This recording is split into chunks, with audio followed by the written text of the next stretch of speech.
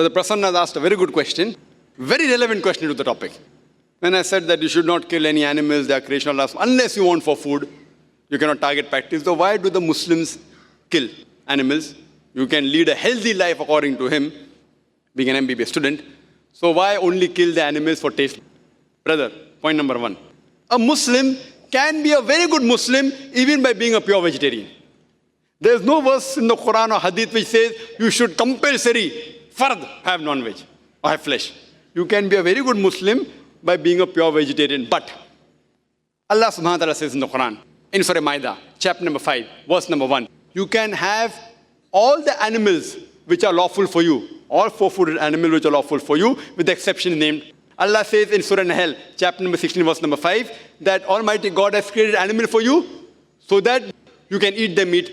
Allah says in Surah Mu'minun, chapter number 23, verse number 21, that verily in the cattle is a sign for you. From among the body, you get a milk for you to drink. And from it, you derive warmth. And of the meat, you can eat. So when our Creator Almighty God gives us permission to have these meat, why should we not have it? Now coming to your argument, that in this meat, you being an MBBS student, even I'm a medical doctor, I've passed my MBBS. And you being an MBBS student, you might have read, I don't know which year you're in, first year also you might have read that there are certain amino acids which are not synthesized in the body, which are known as essential amino acids. There are 8 amino acids. Now these essential amino acids have to be given in the external diet. If you don't take in the external diet, it can cause loss to your body. No vegetable on the face of the earth gives you all the 8 essential amino acids. No vegetable. The only food which gives you all the 8 essential amino acids is the meat, fish, the flesh foods. Flesh food is rich in protein, rich in vitamins, rich in iron. It is healthy. But yet I do know if you want, you can remain healthy even by abstaining from non-veg food. You can. By having a proper diet and checking up and etc. You can. I'm not saying you cannot remain healthy. But when the food is healthy, why abstaining from it? The reason people give is that you're hurting animals, which will come to it later. Now, if you analyze the set of teeth of the herbivorous animals, the cow, the goat, the sheep, they have flat set of teeth. They only have vegetables. They will never touch flesh, never. If you analyze the set of teeth of the carnivorous animals, tiger, leopard, lion, they have canine set of teeth. They have pointed teeth. They only have flesh. They never touch grass. If you analyze the human being's teeth, if you go and look in the mirror, if I go and look in the mirror, we find that Almighty God has given us flat teeth as well as pointed teeth. If Almighty God wanted us to have only vegetables, why did He give us the canine teeth? Now you are a medical student. The canine teeth is for flesh food.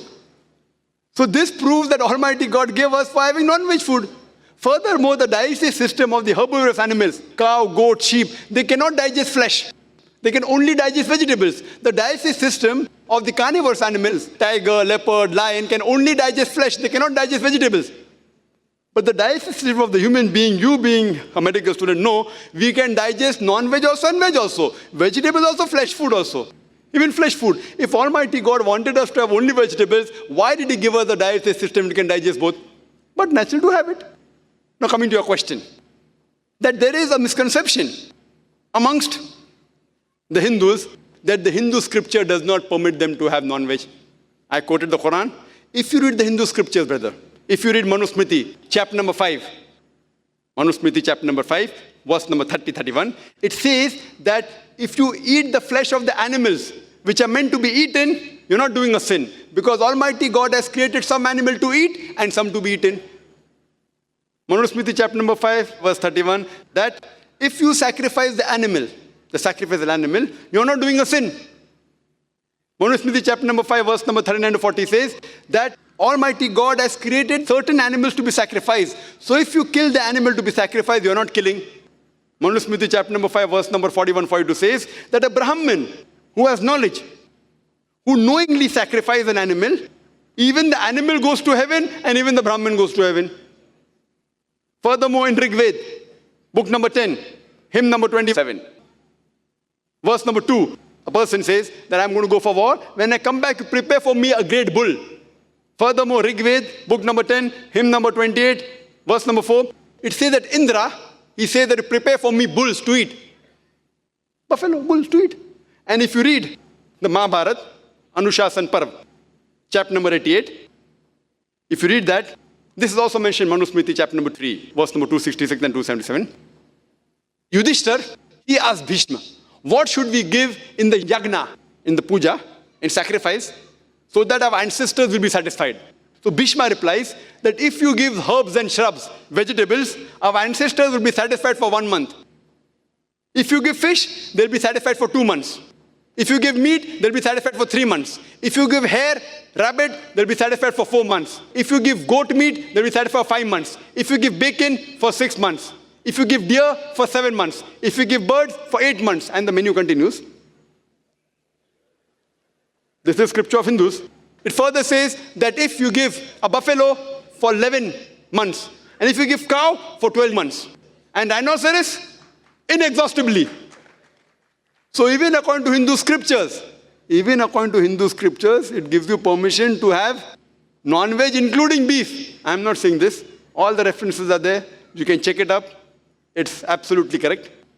Now coming to the logical point of it, that why do the human beings have to harm the animals when we can live without eating non-veg? The reason people give that killing an animal is a great sin and killing a plant is a less sin because plants don't have life. This was the logic. Previously, Hindu sages and sants, they had non-veg, they had beef also, but they were influenced by the Jains of the Ahimsa philosophy who believed that plants have got no life, therefore eating a plant is a lesser sin as compared to eating an animal. But today you know and even I know that plants have got life. So now the logic has changed. They say, okay, Brother Zakir, we agree plant have got life, but plant can't feel pain. Therefore killing a plant is a lesser sin than killing an animal. Today science has further advanced and you have come to know that even the plants can feel pain. The plants have a nervous system. They can feel pain. They can even cry. They can even feel happy. They even feel sad. But the cry of the plant cannot be heard by the human beings because the human beings can only hear between a frequency of 20 cycles per second to 20,000 cycles per second. Anything below and above they can't hear. You may be aware of a silent dog whistle. The dog can hear up to 40,000 cycles per second. So the whistle has a frequency above the human frequency, more than 20,000 cycles per second, but below 40,000 cycles per second. The master blows the whistle, human being can't hear, the dog hears and comes. So even the plants cry, but we can't hear. Just because we can't hear, that doesn't mean that we can torture them, if you say it's torturing. There was one person who argued with me and told me, that, but Zakir, I agree with you, plants have got life, plants can feel pain, but the plants have got only 2 or 3 senses. Animals have got 5 senses. Therefore, killing a plant is a lesser sin as compared to killing an animal. I told him, okay, brother, for sake of argument, I agree with you. Plants have got 2 or 3 senses, animals have got 5 senses. But suppose you have a brother, he's born deaf and dumb, 2 senses less. Can't speak, can't hear. When he grows up, somebody comes and kills him. So will you go and tell the judge, oh me Lord, give the murderer less punishment because my brother had 2 senses less? You will tell him, give him a bigger punishment. He was a masoom, he was sinless. How did he kill my brother? So Islamic logic doesn't work like that, 2 senses less or 2 senses more. Allah says in the Quran in Surah Baqarah chapter 2 verse number 168, eat of the good things we have provided you. What is good you can have. What is not good you cannot have. If you analyze that if you don't kill these cattle, life cycle of the cattle is very short. They reproduce very fast. If you don't kill the cattle for food, you'll have a problem of overpopulation of the cattle. The cow and the goat, they reproduce very fast.